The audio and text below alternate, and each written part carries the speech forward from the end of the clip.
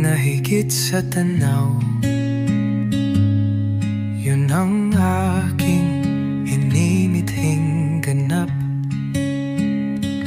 Hindi sa laman ang aking tuwa, kundi sa'yo, sa aking kaluluwa. Ikaw ang may akda ng puso at diwa. Mabuhay ka sa'kin magpakailanman, o Ama. Sa'yo ang buhay ko,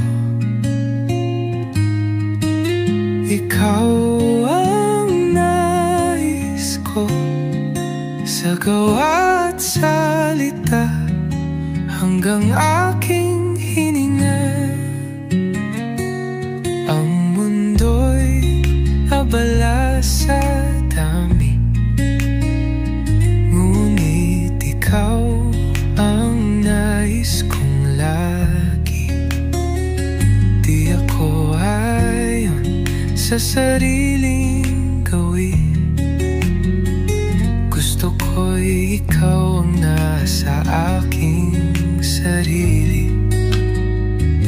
Ikaw ang may akda ng puso at diwa. Mabuhay ka sa'kin magpakailanman, o Ama.